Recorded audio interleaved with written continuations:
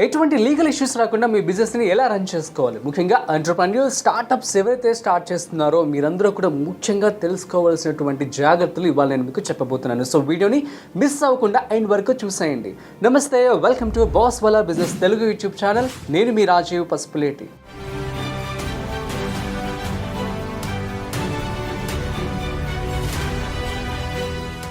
So ఇక legal issues రాకుండా మీ బిజినెస్ని ఎలా సక్సెస్ఫుల్గా రన్ చేసుకోవాలి, యూజువల్గా కామన్ మిస్టేక్స్ ఏం చేస్తూ ఉంటారు. Number 1, choosing the right business structure. So చాలామంది కూడాను ఇదే కామన్ మిస్టేక్ చేస్తూ ఉంటారు. ఎందుకు అంటే కొంతమంది దగ్గర డబ్బులు ఎక్కువగా ఉంటాయి. సో వాళ్ళు ఏం చేస్తారంటే బిజినెస్ చేస్తే చాలు, నేను వేరే ఎవరు పార్ట్నర్స్ తీసుకోను అని చెప్పి సింగిల్ ప్రొప్రైటర్షిప్ అంటే సోల్ ప్రొప్రైటర్షిప్ అంటారు దీన్ని. ఓన్ డబ్బులతో వాళ్ళు ఖర్చు పెట్టి ఈ యొక్క బిజినెస్ని స్టార్ట్ చేస్తారనమాట. దాని ద్వారా ఏమవుతుంది, సో ప్రతి ఒక్క రెస్పాన్సిబిలిటీ లాభమైనా సరే నష్టమైనా సరే కూడా సింగిల్ పర్సన్ మీద పడుతుంది. సో దీనికి సంబంధించినటువంటి రిజిస్ట్రేషన్ అనేది తప్పనిసరిగా మీరు చేసుకోవాల్సి ఉంటుంది. అట్ ది సేమ్ టైం ఏమైనా ఫెయిల్యూర్స్, లాస్ వచ్చినప్పుడు కూడా ఆ శక్తి, ఆ మొత్తం తట్టుకోవాల్సింది కూడా మీరే అనమాట. నెంబర్ 2 వచ్చేసి partnership. For example me business కనుక కొంత ఫండ్స్ కనుక వేరే వాళ్ళకి కనుక మీరు అడిగి తీసుకున్నట్లయితే, సో దట్ ఏంటంటే వాళ్ళు కూడా మీతో పార్ట్నర్ అవుతారు. సో దట్ మీ యొక్క బిజినెస్ అనేది రన్ అవుతూ ఉంటుంది. సో ఈ విధంగా మీరు పార్ట్నర్షిప్ రిజిస్ట్రేషన్ కూడా చేసుకోవాల్సి ఉంటుంది. ఇందులో ఏంటంటే ప్రాఫిట్ లాస్ వచ్చేసి ఇద్దరికి కూడా షేర్ అవుతూ ఉంటాయి అనమాట. ఇటువంటి రిజిస్ట్రేషన్స్ అనేవి తప్పనిసరిగా చేసుకోవాల్సి ఉంటుంది. సో చాలామంది కూడాను జస్ట్ మాట మీద నమ్మకంతో వాళ్ళు ఓకే అన్నట్టుగా కూడా ఉంటారు, కానీ కాదు. సో మీరు ఖచ్చితంగా మీ పేరు మీద పార్ట్నర్షిప్ అయితే రిజిస్ట్రేషన్ చేసుకోండి. అదే కనుక సింగిల్ ఎంటర్‌ప్రెన్యూర్, సింగిల్ ఇన్వెస్టర్ అయితే కనుక మీరు ఖచ్చితంగా సోల్ ప్రొప్రైటర్షిప్, ఇద్దరు కంటే ఎక్కువ ఇన్వెస్టర్స్ కనుక ఉన్నట్లయితే దాన్ని ప్రైవేట్ లిమిటెడ్ కంపెనీగా మీరు రిజిస్ట్రేషన్ చేసుకోవాల్సి ఉంటుందన్నమాట. So this is the number 1. దీన్ని ఇలా చేయడం వల్లే మీరు లీగల్ ఇష్యూ నుంచి తప్పుకునే ఛాన్స్ ఉంటుంది. Number 2, register your business properly.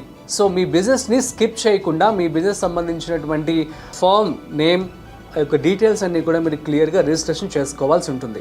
దీనికి మీరు గవర్నమెంట్ రెగ్యులేషన్స్ ప్రకారంగా మీరు గవర్నమెంట్ వెబ్సైట్స్లో వెళ్ళి మీరు చూసుకోవచ్చు అనమాట. అందులో ట్యాక్స్ రెగ్యులేషన్స్ కూడా మీరు ఫాలో అవ్వాల్సి ఉంటుంది. సో ఇవన్నీ కూడా మీరు మీ బిజినెస్ లీగల్గా రిజిస్ట్రేషన్ చేసుకొని దానికి సంబంధించినటువంటి ప్రాపర్ లైసెన్సెస్ మీరు తీసుకోవాల్సి ఉంటుంది. అట్ ది సేమ్ టైం ట్యాక్స్కి సంబంధించినటువంటి ఇన్ఫర్మేషన్ కూడా మీరు క్లియర్గా ఇవ్వాల్సి ఉంటుంది. Number 3, contracts are your best friend. So మీరు కాంట్రాక్ట్స్ అన్నీ కూడాను ఒక బెస్ట్ ఫ్రెండ్ లాగా మీరు ట్రీట్ చేయాల్సి ఉంటుంది. సో చాలామంది కూడా ఏం చేస్తుంటారు, కాంట్రాక్ట్ రాగానే దానికి సంబంధించి మాట సహాయంతో, like what we call word of మౌత్తో మాటను నమ్మేసి ఈ యొక్క కాంట్రాక్ట్ని మీరు తీసుకోవడం జరుగుతుంది. కానీ అలా వద్దు. అలా ఉన్నట్లయితే కనుక మీరు ప్రాపర్ కంపెనీ యొక్క రూల్స్ రెగ్యులేషన్స్ ఫాలో అవ్వరు. So for example employees salary కావచ్చు, సో ఆన్ టైం ఇవ్వకపోవచ్చు. అదే కనుక మీరు రిజిస్ట్రేషన్ చేస్తున్నారనుకోండి, మీకు ఆ బాధ్యత ఉంటుంది. ఖచ్చితంగా మనం ఎంప్లాయీకి ఈ టైంకి శాలరీ ఇవ్వాలి, ఈ టైంకి దానికి హాలిడే ఇవ్వాలి, వాళ్ళకి సంబంధించినటువంటి హెల్త్ కావచ్చు. So whatever the rules and regulations ఉంటాయో according to the government, so అవి మీరు ఖచ్చితంగా ఫాలో అవ్వాల్సిందే. సో కాబట్టి contracts are your best friend లాగా మీరు ట్రీట్ చేయాల్సి ఉంటుంది. సో మీరు కనుక ఈ యొక్క కాంట్రాక్ట్స్ మీద కూడాను వర్డ్ ఆఫ్ మౌత్ కాకుండా ఎప్పుడు అగ్రిమెంట్ మీద సైన్ చేసుకోవాల్సి ఉంటుంది. సో దట్ ఏంటి అంటే మీకు ఇటువంటి ఇష్యూస్ అనేవి రావు. ఏవేవి ఇష్యూస్ రావో చెప్తాను చూడండి. నెంబర్ 1 వచ్చేసి పేమెంట్ టర్మ్స్లో మీకు ఎటువంటి ఇష్యూస్ అనేవి వచ్చే ఛాన్స్ ఉండదు. ఒకవేళ కనుక మీరు సైన్ పెట్టలేదు, రిజిస్ట్రేషన్ ఎటువంటి అగ్రిమెంట్ తీసుకోలేదు అంటే ఏమవుతుంది చెప్పండి, కాంట్రాక్ట్ అయిపోయిన తర్వాత డబ్బులు ఎగ్గొట్టచ్చు. సో కదా, సో ఇటువంటి మనం చాలా చూస్తున్నాం రియల్ లైఫ్లో. సో కాబట్టి పేమెంట్స్ అనే వాటికి ఇష్యూ అనేది రాదు. నెంబర్ 2 చూద్దాం, రోల్స్ అండ్ రెస్పాన్సిబిలిటీస్. సో మీరు మీ యొక్క యాజ్ ఎ కంపెనీగా ఎటువంటి రోల్స్ అండ్ రెస్పాన్సిబిలిటీస్ చేయాలో చాలా అలర్ట్గా ఉంటారు, అదే చేస్తారు. Number 3, termination clauses. సో అదే చెప్పాను కదా, ఎంప్లాయీని ఎటువంటి రూల్స్ అండ్ రెగ్యులేషన్స్ లేవనుకోండి టర్మినేట్ చేసేస్తారు. సో కాబట్టి ఒకవేళ ఇలాంటి రూల్స్, ఫర్ ఎగ్జాంపుల్ ఒక స్టార్టప్ కంపెనీ కావచ్చు, ఎనీ కంపెనీ కావచ్చు, సో ఒక ఎంప్లాయీని తీయాలి అంటే సో ఆల్మోస్ట్ దే షుడ్ ముందుగా ఒక 1 month 2 months ప్రియర్గా వాళ్ళకి చెప్పాల్సి ఉంటుందన్నమాట. ఈ విధంగా ఇటువంటి రూల్స్ అండ్ రెగ్యులేషన్స్ ఉండడం వలన ఎటువంటి క్లాస్ అనేవి రాకుండా ఉంటుందన్నమాట.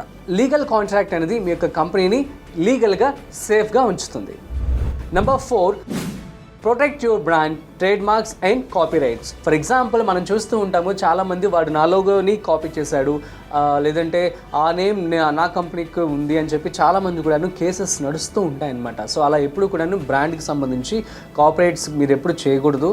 ఎటువంటి లోగోస్ కావచ్చు, నేమ్స్ కావచ్చు ఎప్పుడు కాపీ చేయకూడదు. సో యూనిక్గా ఉండాలి. మీ సొంతంగా మీ యొక్క లోగోని, మీ యొక్క నేమ్ని పెట్టుకోవాల్సి ఉంటుందన్నమాట. సో దీన్ని కూడా మీరు ఆన్ టైంలో అప్పటికెప్పుడే రిజిస్ట్రేషన్ చేసుకుంటే సో దట్ వేరే వాళ్ళు కాపీ చేయరు. ఒకవేళ కాపీ చేసినా మీరు వాళ్ళ మీద లీగల్ యాక్షన్ తీసుకోవచ్చు. సో ఇది ఒక బెస్ట్ ఆప్షన్. మీ బిజినెస్ నేమ్, లోగో ఖచ్చితంగా మీరు రిజిస్ట్రేషన్ చేసుకుంటే ఎటువంటి ప్రాబ్లమ్స్ మీకు వచ్చే ఛాన్స్ ఉండదు.